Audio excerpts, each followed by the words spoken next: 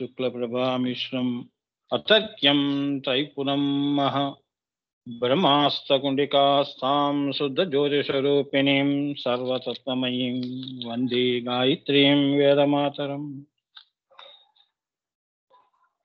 నమస్తే భువనేశాని నమస్తే ప్రణవాత్మికే సర్వవేదాంత సంసిద్ధే హ్రీంకారమూర్తయే అగ్రబిందు పరికల్పితాననాం మధ్యబిందు యుగలస్తనద్వయం పార్శ్వబిందు రచనా గుణస్పదాం నమమితే పరశివే పరాం పరాం కామేశ్వరీం పరాం మీడే కాదిహారి స్వరూపిణీం మాతృకావర్ణలిప్తాంగీం మహాశ్రీచక్రమధ్యగాం మహాత్రిపురసుందరీం ఓం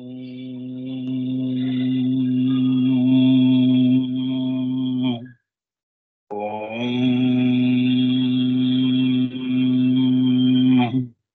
ఓం హరీం హరీం హ్రీం.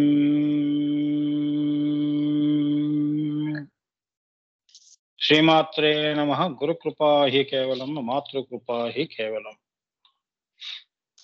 అమ్మ, శ్రీ లలితా సహస్రనామ అంతర్గత రహస్యాల్లో కర్పూర వీటికామోధ సమాకర్ష దిగంతర, ఈ ఆకాశాలన్నీ శరీరంతో చేసేవన్నీ ఈ కర్మభూమిలో చేస్తాం. ఇవే పుణ్య స్థలాలు సందర్శన గాని శరీరాన్ని తీసుకెళ్లి అన్నిట్లోనూ ముంచుతూ ఉంటాం జీవనదుల్లో. ఇది కాదు, అసలైన నీ శ్వాస, ఆ ఆత్మ మూడవ కన్ను దగ్గర మానస సరోవరంలో స్నానం చేస్తుంది. అదే త్రివేణి సంగమము అంటారు. వాడు జీవనముక్తుడు అంటారు. ఇక్కడ ఏంటంటే ప్రతీకగా వీడి అస్థికలు తీసుకెళ్లి త్రివేణి సంగమంలో కలిపినప్పుడు వీడికి జీవనముక్తి వచ్చిందండి, త్రివేణి సంగంలో కలిపాము. మరి వచ్చిందా రాదా అనేది అమ్మవారు చెప్పారు, నాకు తెలియదు.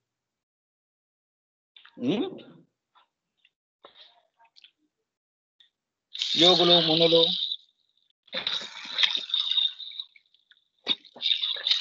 వాళ్ళు త్రివేణి సంగమంలో ఉన్నారు అంటే మూడో కన్ను దగ్గర జీవన్ముక్తులు అయిపోతారు. అక్కడ దాకా వెళ్ళినవాడు, అంటే శరీరంతో క్రియాయోగా చేసి నిష్క్రియం దాకా వెళ్ళినవాడు జీవన్ముక్తుడు.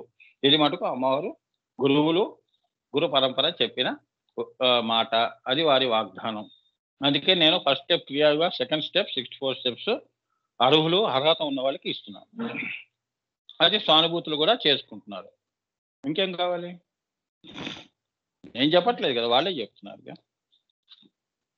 నేను ఎందుకు పోస్టులు చేస్తున్నానంటే మీకు ఇన్ఫర్మేషన్ కోసం చేస్తున్నాను, అంతేగాని మనం అంతటి వాళ్ళం ఇంతటి వాళ్ళం అని కాదు. అనోవణియాన్ మహతోమహి అని అమ్మవారి గురించి చెప్పుకుంటూ నా గొప్పతనం చెప్తాం ఏంటి? అది కూడా ఈ మహత్తులు కూడా మనం చేసే మంచి పనులు, గొప్ప పనులు చేసావంటే మరి ఆంజనేయ స్వామి చాలా గొప్ప పని చేశాడు. ఏమన్నాడు? నా స్వామి యొక్క అనుగ్రహంతోనే నేను ఇన్ని పనులు చేయగలిచాను అన్నాడు. అది మనం తెలుసుకోవాల్సిన విషయం. అందుకంటే గొప్పవాళ్ళం కాదు కదా. సో ఈ మధ్యప్రదేశమునందు కూడా ఆమె ఉన్నది అని, అణువుకి మధ్యలో కూడా ఉంది సంధ్య అంటారు. అందుకే ఆమెని సర్వాంతర్వ్యాపిని అని కూడా తెలుసుకోవాలి. అలా కూడా తెలుసుకోండి. నేను చెప్పే విద్య అది, బ్రహ్మ విద్య, శ్రీ విద్య. ఇలా మాట్లాడండి, అందరూ ప్రపంచమే నీ కాళ్ళ దగ్గరకు వస్తుంది. అర్థమైందమ్మా? ఇది నభూతో నభవిష్యతి. అసేతు హిమాచలము కూడా నువ్వు వెళ్ళినా ఈ విద్య తీసుకుని నువ్వు తిరుగుతున్నా కూడా నీ వెంటే అందరూ వస్తారు. అంటే అమ్మ వెంటే వస్తున్నారని. నీలో అమ్మవారు ఉంటుంది కాబట్టి నీ వెంటే ప్రపంచం ఉంటుంది. ఇంకా అటువంటి వాడికి లోటేముందమ్మా? ఆకాశమే హద్దు వాడికి. అవునా? లేనివాడు సంపాదిస్తాడు, అన్నీ ఉన్నవాడు సంపాదన ఎందుకు వాడికి? అవునా? దేనికోసం సంపాదించాలి? వాడే అది అయినప్పుడు ఇంకెందుకమ్మా వాడికి? అందుకే ఆది శంకరాచార్య వారు చూడండి, ఆయన ఇంకో ఊరికి వెళ్తున్నాడంటే నాకు అన్నం ఊరు పెడతారు, ఊరు నాకు ఆశ్రయం ఇస్తారనే టెన్షన్ లేదు. ఎక్కడికి వెళ్ళినా ఆయన దేవుడే. అవునా? మా ఇంటికి రండి స్వామి, మా ఇంటికి రండి, ఇదిగో స్వామి ఇంత డబ్బు తీసుకోండి. సృష్టిలో ఉన్న సంపద అంతా ఆయనదే, కానీ ఆయన తృణప్రాయంగా చూశాడు. అవునా? మఠాలు పెట్టాడుగా, నలుగు దిశలా మఠం పెట్టాడుగా, శారదా పీఠాలని ఈ పీఠాలని పెట్టాడుగా. పెట్టి తన శిష్యుల్ని కూర్చోబెట్టి పీఠాధిపతులను చేసి ఆయన మళ్ళీ పరివిరాజక అన్నట్టుగా వెళ్ళిపోయాడు ఆయన. ఆయనకి లక్ష్మీ అమ్మవారి కనకధారా సూత్రమే చెప్పాడు. ఉసిరికాయ దానం చేస్తేనే ఆవిడికి అంత ఇప్పించాడు. ఆయన కోరుకుంటే అమ్మవారు ఇవ్వదా? చెప్పండి. అది అలా అర్థం చేసుకోవాలి. అంటే వాళ్ళ పరివ్రాజకం అంటే ఏంటంటే ఆయన ఇవన్నీ ఈ శ్రీ విద్య అంతా కూడా ఆయన అమ్మవారుగా తిరిగాడే గాని ఆదిశంకరాచార్యులు వారుగా తిరిగాడని కాదు. అందుకే వాళ్ళు అమ్మవారి స్వరూపాలు. అందుకే అంత ఆసువులుగా వాళ్ళు అన్ని చెప్పగలిచారు. మాతృకాస్తవం గాని, కనకదారాలు గాని, ఇంకేదైనా కూడా వివేక చూడమని గాని ఆయన ముట్టుకుంది ఏముంది? శంకర భాష్యాలు గాని అలా ఆసుగా చెప్పాడమ్మా. శారదా పీఠం అక్కడ హిమాలయాస్ లో 32 మంది మహాగురువులు ఆయన్ని పరీక్షించారు. అన్నిట్లో కూడా నెగ్గాడు. ఆ పీఠం అధిరోహించడం అంటే సామాన్యమైన విషయం కాదు. ఇక్కడ మీరు జ్ఞానపీఠ వాళ్ళు అంటున్నారే లాబియింగ్ చేసుకొని సంపాదిస్తున్నది, అది శారదా పీఠం. గుడి గంటలు వాడికి కూర్చునే అర్హత ఉందని గుడి గంటలు అన్నీ అక్కడ గంటలు మోగాయి అప్పుడు, తెలుసా? అప్పుడు వెళ్ళి అమ్మ దయతో వెళ్ళి కూర్చున్నాడు అక్కడ ఆ పీఠం మీద, సింహాసనం అధిరోహించాడు. విద్యాపీఠం అది, శ్రీ విద్యాపీఠం. చదవండి ఆదిశంకరాచార్యులు వారి జీవిత చరిత్ర. ఇవన్నీ ఆ కథలన్నీ ఉంటాయి. ఎంతమంది గొప్ప గొప్ప ప్రశ్నలు వేశారు, అన్నిటికీ జవాబు చెప్పాడు అమ్మ దయతో. వెళ్ళి సింహాసనం మీద కూర్చునే అర్హత నువ్వు సంపాదించుకున్నావు నాయన, వెళ్ళి కూర్చో అంటారు అందరూ. అది ఆయన గొప్పతనం అమ్మ. అందుకే ఆ మహానుభావుడు గురువుగారు ఆనందగనకి బాబాజీ స్టోరీస్ అనే పుస్తకంలో ఆయన హాస్టల్ గా నాన్నగారితో మాట్లాడటం కూడా జరిగింది. శ్రీ విద్యా రహస్యాలు ఎన్నో మాట్లాడుకున్నారు వాళ్ళు అమ్మా. అది బద్రీనాథ్లో జరిగింది. ఇవన్నీ మరి మీరు పుస్తకాలు కొనుక్కొని చదువుకోవాలమ్మా. సంస్థని బతికించుకోవాలంటే మనం మన పుస్తకాలు మనమే కొనుక్కోకపోతే బయట వాడు ఏం కొనుక్కుంటాడు? అవునా? మీరే ఇంటి వాళ్ళు తల్లిదండ్రులను గుర్తించకపోతే బయట వాడు ఏం గుర్తిస్తాడమ్మా? నువ్వు చిరాకు పడితే పక్కవాడు ఇంకా తిట్టంగా కూడా వస్తాడు, తిట్టానికి కూడా వస్తాడు. మనమే బతికించుకోవాలి మన సాంప్రదాయాలు ఇవన్నీ కూడా. మనమే గుళ్ళు మనం కాపాడుకోవాలి, గురువుల్ని కాపాడుకోవాలి. వారు పాపం ఇంత సంపద ఇచ్చారు, దీన్ని మనం సొంతం చేసుకొని పక్క వాళ్ళు కూడా మనం ఏంటంటే ఇందులో అసలైంది ఉంది నాయన అని ఎవరు చెప్తారు ఈ రోజుల్లో? చెప్పండి. బాగుపడని ఎవరన్నా చెప్తారా? పాడైపోయిన చెప్పేవాళ్ళే ఎక్కువ. సరే, నేను చెప్పవలసింది చెప్పాను. లేదు అంటే ముందు తరాల వాళ్ళ కోసం. అందుకే నేను కొన్ని పుస్తకాలు ఆయన అన్నీ చేసేసాను, అందుకే ఆర్కీవ్స్ లో పెట్టేస్తాను. నాకా పెద్ద డబ్బుతో పెద్ద పని లేదు. వాళ్ళే ఇంకా భవిష్యత్తులో ఏముంది, ఇంకా లోకానికి ఇచ్చేస్తాను అంతే కదా. స్వాహా చేసేస్తాను, దశాంశ హోమం చేసేస్తాను, గురువు గారు పడిన కష్టం అంతా అంతే. లోకానికి ఇచ్చేసామంటే ఇంకా అన్ని కూడా బయటే దొరుకుతాయి. ఆదిశంకరాచార్యులు వారు ఏమని ఇప్పుడు దొరకట్లా, అలానే దొరుకుతాయి. ఆయన ఇప్పుడు ఆనందఘనుల వారి పాటలు కూడా అంతే. ఇవాళ గుర్తించకపోతే రేపు గుర్తిస్తారు. అవే మారుమోగుతూ ఉంటాయి ప్రపంచంలో. అర్థమైందా? ఆదిశంకరాచార్యుల వారు ఇప్పుడు మనం అదేగా. వాళ్ళు చేసిన పనులన్నీ అజరామరం అమ్మా. ఈ రోజు కోసం రాసిన పాట కాదు అది అమ్మా. సృష్టి ఉన్నంత వరకు ఉంటారు వీళ్ళు, ఈ మహానుభావులు, అవతార పురుషులు. అది మర్చిపోకూడదు మనం. అందుకే వాళ్ళు చిరంజీవులు అంటారు వాళ్ళని ఏమ్మా. అది జీవితం అంటే అది. పుడితే అలా పుట్టాలి, పోతే అలా పోవాలని. అంతేగాని గుంపులో గోవిందాన్ని పుట్టేసేసి 4 రాళ్ళు వెనకేసేసుకొని ఎప్పుడు పోయాడో తెలీదు. ఎవడో చెప్తే గాని. ఇప్పుడు నాకు ఒకడు ఫోన్ చేసి చెప్పాడు, నేను ఎక్కడో పనిచేసిన వాడు పోయాడు, వాడు కోవిడ్తో. ఆ విషయం నాకు తెలియదు. అట్లా ఏంటంటే పుడతారు, పోతూ ఉంటారు. మన పుట్టుక ఏంటో తెలియదు, ఎప్పుడు పోయావో తెలియదు, ఎవడో చెప్తే గాని తెలియదు. ఆ జన్మ బతికే కంటే వీరుల్లా బతుకు, ఒక్కరోజు కూడా ఓ సింహంలా బతుకు అని ఏమ్మా. వాడు చచ్చినా 10,000, బతికినా 10,000. చరిత్రలో మిగిలిపోవాలి. అది ఉండాలి. అమ్మనే నమ్ముకొని అమ్మలోనే కలిశాడండి అని అనిపించాడు. ఎన్ని అవాంతరాలు వచ్చినా, ఎన్ని కష్టాలు వచ్చినా, ఎన్ని అపార్థాలు అతన్ని చేసుకున్నా కూడా అంతేగా. ముందు రాళ్ళేస్తే కొడతారు. రాళ్ళు పువ్వులు రెండూ సమానంగా సమాంతర. అర్థమైందా? అది సమాంతర అంటే భక్తిలో. భక్త కన్నా ఏం చేశాడు? మాంసం పెట్టాడు నైవేద్యం. నువ్వేమో పులిహోరను ఇవి పెడుతున్నావు పాయసాన్నాలు. అది భక్తే, ఇదే భక్తి. రెండిటిని సమాంతరాయన. ఆ! అదనమాట. అందుకే శివదృష్టి, సమదృష్టి అంటారు. ఆ దృష్టి మనకిచ్చినప్పుడు మనకి ఇది లేదు, వాడు ఇలా అన్నాడనే దృష్టి నాకెందుకు భేద దృష్టి? నవ్వుకుంటాను. నా జీవితంలో చాలా మంది మరి నేను ఈ ఈ ఆధ్యాత్మికంలో రానప్పుడు చాలా మంది చాలా రకాలుగా కామెంట్లు చేశారు. I don't care. కాలమే జవాబు చెప్తుందని ఊరుకున్నాను. నన్ను తిట్టిన వాళ్ళే నా కాళ్ళ దగ్గరకొచ్చారు. అర్థమైందా? అది అమ్మవారి అనుగ్రహం. హ్మ్. ఆవిడ ఊరుకుంటుందా? కాళ్ళ దగ్గర పడేస్తుంది. ఏమ్మా మోక్షం, గీక్షం గాని వాడి దగ్గరికెళ్ళు అంటుంది. తల్లి ఊరుకోదు కదమ్మా! తన బిడ్డలని ఎవరిని ఏమన్నా అంటే ఊరుకోదు. శ్రీ విద్యోపాసకులు గాని, ఇప్పుడు మీరందరూ ఉన్నారు కదా! సువాసినులు. మీరందరూ అమ్మవారి పూజల్లో ఉన్నప్పుడు అమ్మవారు ఊరుకోదు. ఏదో సమయం చూసి వాడికి బుద్ధి చెప్తుంది. ఆ మార్పు ఇంక వాడికి జీవితంలో శాశ్వతం. ఒకరోజు మార్చదు. జన్మే మారిపోతుంది వాడిది. నీ వల్ల వాడు బాగుపడతాడు. అర్థమైందా? ఒక చెంప చూపించాం, కొట్టావు. ఇంకో చెంప కూడా చూపించా. దాంతో నువ్వు మారాలింకా. మారలేదు అంటే ఇంకా అంతే నీ తలరాత. అంతేగా? అందుకే దేవుడు కూడా మార్చలేడురా అంటాం వాడిని. ఇక అటువంటి వాడి యొక్క గతి ఎలా ఉంటుందో ఇంక మనం ఊహించుకోవచ్చు. ఇప్పుడు 11వ నామం. ఏమ్మా? 11వ నామం తెలుసుకుందాం తల్లి. అలానే అమ్మవారి దయ ఈ నామం ఇదే. ఇదేమిటి? కర్పూర వీటికామోద సమాకర్షణ దిగంతరాలు 11వ గుప్త నామము రవి రాక. రవి అంటే రవి రాక అంటే ఏమిటి? సూర్య నేత్రము. అమ్మవారి సూర్య చంద్రులు 2 నేత్రాలన్నమాట అన్నట్టుగా. సూర్య నేత్రము, చంద్ర నేత్రము అని అన్నీ గమనిస్తూ ఉంటుంది. అలా ఏంటంటే అలా కూడా చూస్తారు.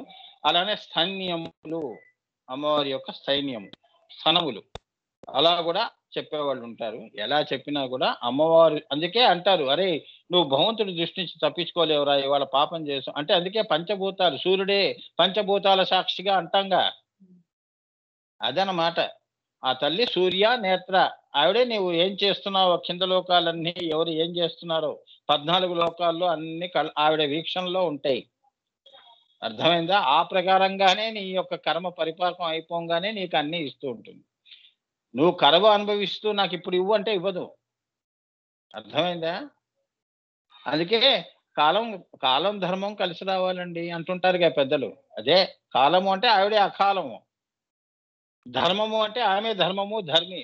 ధర్మ ప్రకారంగానే ఇస్తాను పో అంటుంది. అర్థమైందా? నువ్వు అంతవరకు నువ్వు ఘీ పెట్టినా ఇవ్వదు అమ్మవారు. నేను అంత చేశాను, ఇంత చేశాను, మంత్రం చేశాను, పూజ చేశాను, అన్నీ అంకితం చేశాను. ఎన్ని చెప్పినా వినదు అమ్మవారు. ఆ టైం వచ్చినప్పుడు నిన్ను ఉద్ధరిస్తుంది. నీతో పాటు నీ వాళ్ళందరినీ కూడా ఉద్ధరింపజేస్తుంది. అది నువ్వు చేసే మంచి నీ వాళ్ళకి. నీ ద్వారా వాళ్ళు బాగుపడుతున్నారు. మరి వాళ్ళ కోసం ఇప్పుడు ఈ కష్టంలో ఇది కూడా ఒక కష్టంగా తీసుకొని పని చేయి. నీ ద్వారా 10 మంది బాగుపడుతున్నారు. ఇప్పుడు నేను ఉన్నాను కదా శ్రీ విద్య. ఎప్పుడో ఎవరో వింటారని చెప్పి ఇప్పుడు నేనెందుకు కష్టపడాలి అనుకుంటే అంతే. రేపొద్దున మనం భూమి నుంచి మనం నిష్క్రమించిన తర్వాత ఇవన్నీ బయటికొస్తాయి. వాళ్ళ అబ్బాయి ఏం చెప్పాడండి అని. అవునా? అది. అది పెట్టుకొని మనం పని చేయాలి. సో, మనకి వచ్చే నీకు రాసి పెట్టుండాలి కదా! నువ్వు పూర్వజన్మలో ఇంతో అంతో పుణ్యం చేసుకుంటే ఇస్తుంది. ఏమీ చేసుకోకుండా నాకు డబ్బులియ్యి అంటే ఎందుకిస్తుంది? నాకు అది ఇయ్యి, ఇది ఇయ్యి అంటే ఎందుకిస్తుంది? కొందరికి పోయే వరకు కష్టం ఉంటుంది. అర్థమైందా? కానీ అమ్మ దయ ఏంటి పాపం, పోన్లేరా నువ్వేం పుణ్యం చేసుకున్నా నన్ను నమ్మావు కాబట్టి నిన్ను అణువులో గూడా నేను రక్షిస్తాను. నా అనుగ్రహం ఉంటుంది వెళ్ళు అంటుంది. కష్టకాలంలో నీకు అన్నం పుడుతుందిలే వెళ్ళు అంటుంది. అవునా? నువ్వెక్కడున్నా నీకు అన్నం పుడుతుంది పోరా. ఎడారిలో ఉన్నా నీకు అన్నం ఎవడో తీసుకొచ్చి ఇస్తాడు తినమని. అవునా? పెళ్ళిళ్ళలో చూడండి మిగిలిపోయిన అన్నం అంతా విస్తరాకుల్లో వేసుకొని బయట బిచ్చగాళ్ళు గాని, కుక్కలు గాని ఇవన్నీ జంతువులుంటాయి గదా! అది లోపలికొస్తున్నాయా? దాని దగ్గరికే మనం తీసుకెళ్ళి వెళ్లి పెట్టొస్తున్నాం. అది అనుగ్రహం అంటే అదనమాట. అంతే గదా! బిచ్చగాళ్ళందరిని ముందు వాళ్ళకి భోజనాలు పెడతామా? పెట్టంగా. మిగిలిపోయిందంతా తీసుకెళ్ళి వాళ్ళే అదృష్టవంతులు. ఎక్కువ వాళ్ళే తింటారు. మిగిలిపోయింది. అవునా? వాళ్ళే ఇంకా మూటలు కట్టుకొని పోతూ ఉంటారు. మనమేం కట్టుకున్నాం, కడుపు నింపుకొని ఇంటికొచ్చి డైజెషన్ గాక గ్యాస్ బాబోయ్ అని గ్యాస్ బిళ్ళలేసుకొని ఆ ఈనో, గీనోలు తాగి, అవునా? నిద్ర పట్టక ఇన్ని అవస్థలు పడుతున్నాం. వాడు 3 గంటలు వెయిట్ చేశాడక్కడ పెళ్లి పందిరి అవతల. ఆ! వాళ్ళల్లో అంటే ఇవన్నీ ఎందుకు చెప్తున్నానంటే, ఇవన్నీ తెలుసుకోవాలి నాన్న. మీ గురువులు మాకు తెలియని విషయాలు కావు. అందులో మళ్ళీ వాళ్ళు కొట్టుకుంటూ ఉంటారు. ముందు నేనొచ్చానని. మళ్ళీ అక్కడ రిజర్వేషన్‌లుంటాయి. అవునా? వాళ్ళ చిప్పలు పెట్టి పోతుంటారు. ఇంకా పెళ్లి చాలా టైం ఉందని చిప్పలు పెట్టి పోతుంటారు. ఇలా ఉన్నాయి ప్రపంచం అలా ఉంది. మరి అందరికీ పెట్టకుండా పోయిందా అమ్మవారు? అందరికి పెట్టిందిగా. మరి నీ డబ్బు నీ ఇంట్లో నీ పెళ్లి జరుగుతున్నప్పుడు చివరికి బిచ్చగాడి దాకా వెళ్ళింది. అవునా? వాడికది రాసిపెట్టుంది వాడికి ఆ రోజు. వాడి పుణ్యం అది. ఇప్పుడు ఎవరిచ్చారు? భోజనం ఎవరికి పెట్టారు? ఇవన్నీ రహస్యాలమ్మా. ఇది ప్రకృతిలో ఉన్నవన్నీ అలా జరిగిపోతూ ఉంటాయి. ఎవరు గమనించాలి. స్థిమితంగా చూస్తే ఓహో! అమ్మ దయ అలా అంతే కదా! కళ్ళు మూసుకుంటే ప్రశాంతత ఉంటుంది. కళ్ళు తెరిస్తే అలజడి. అది బ్రహ్మ పర్యంతము గూడా అమ్మవారి యొక్క అన్నపూర్ణ ఆవిడ. అన్నమే గాదు, ఆవిడ భావాలు గూడా, పరిపూర్ణత గూడా చాలా నీ చూపు గూడా పరిపూర్ణమైన చూపు, తన చూపు ఇస్తుంది. అదే దివ్య దృష్టి అంటారు. నీవే ని నిన్ నీవే అమ్మవారిని చేసుకుంటుంది. నేనే నువ్వు, నువ్వే నేను రా ఆది శంకరాచార్యులు వారిని చేసుకోలేదు. అవునా? ఆయన ఎప్పుడు పిలిస్తే అప్పుడు వచ్చేస్తుంది అమ్మవారు. అది. అన్నీ ఇస్తుంది. అంటే ఆవిడ అన్నిట్లో గూడా పూర్ణము. దొంగ అని, బిచ్చగాడని అవేమీ లేకుండా అంతా సృష్టి అణువులో ఆ తల్లి నిండి ఉంది గాబట్టి సమాంతర ఏమ్మా అన్నం అక్కడ పుట్టిస్తుంది. నువ్వు చెప్పింది కరెక్ట్ నాన్న. అటువంటి హోర్నాడు, అటువంటి ప్రదేశాల్లో గూడా దొంగలే గాదు, బిచ్చగాళ్ళే గాదు, అన్నిటికి పిపిలికాది బ్రహ్మ పర్యంతం గూడా అమ్మవారి యొక్క అదే చెప్తున్నాడు. రవి రాక అంటే సూర్యుడు, చంద్రుడు ఆమె యొక్క అమ్మవారి యొక్క స్తన్యములు. అవి అన్నము. చిన్న పిల్లవాడు పుట్టిన వాడికి అన్నం ఎక్కడుంటుంది? స్తన్యముల్లో ఉంటుంది. ఒక ఇది ఆవుకి లేగదూడ పుట్టిందంటే దాని అన్నం ఎక్కడుందో ఆ ఆవు చెప్పటం అవసరం లేదు. ఇదే వెళ్లి వెతుక్కుంటుంది. ఏది? పొదుగు. అవునా? అలానే ఈ సర్వ సృష్టికి గూడా రవి రాక. రవి రాక అంటే సూర్యుడు, చంద్రుడు అని. ఆమె చూపులు అని. ఆ చూపుయే అన్నపూర్ణ చూపు అని.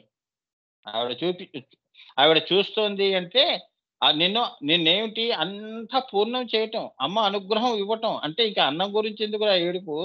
భావాల్లో, ఆత్మలో ఆత్మనే పరిపూర్ణం చేస్తుంది అమ్మవారు అని. రవి రాక అంటే ఇదనమాట. ఏమ్మా? సూర్యుడు అంతే కదా! ఆయన కిరణం ఎక్కడ పడదు? అన్నిట్లోనూ ఉంది కదమ్మా! అలానే ఆ తల్లి చల్లని చూపు గూడా అలా ఉంటుంది నాన్న. ఇప్పుడు మీకు తెలియకుండా ఇప్పుడు మీరే చెప్పారు. కాశీ గురించి, హోర్నాడు గురించి, కర్ణాటక హోర్నాడులో అమ్మవారు. ఆ! నేను ధ్యానం చేశాను, కూర్చున్నాను అంటే హోర్నాడు అమ్మవారు మూడో కన్ను దగ్గరకొస్తుంది. ఆ తల్లికి ఆ తల్లే చెప్పిస్తోంది. ఆ! ఆ! ఆ తల్లే పలికిస్తుంది. ఇప్పుడు ఈ రకంగా శ్రీ విద్య అనే మరి ఈ యొక్క ఆవిడ పూర్ణ, అన్నపూర్ణ. ఈ రకంగా మీరు గూడా పరిపూర్ణులవుతున్నారు. షోడశీ స్థితికి వెళుతున్నారు. చేదులు మారుతున్నాయి. మీ జీవితాల్లో ఉన్న చెదులు మారుతున్నాయి. అది. నిన్ను షోడశి చేస్తుంది. ఆవిడకే కాదు తిథులు నీకు గూడా ఉన్నాయి. అర్థమైందా? పరిపూర్ణ మహిళ ఎప్పుడవుతావు? అవునా? ఏకాదశి నాడు, పౌర్ణమి నాడు అన్ని కళలు నీలో ఉంటాయి. అది జీవితం అంటే అదనమాట. అన్ని సంతోషాలు అన్నీ చూసి ఏమ్మా ధైర్యంగా వీర అనే నామంతో సమాంతరమైన దృష్టితో అమ్మవారిలో కలవటం. అది.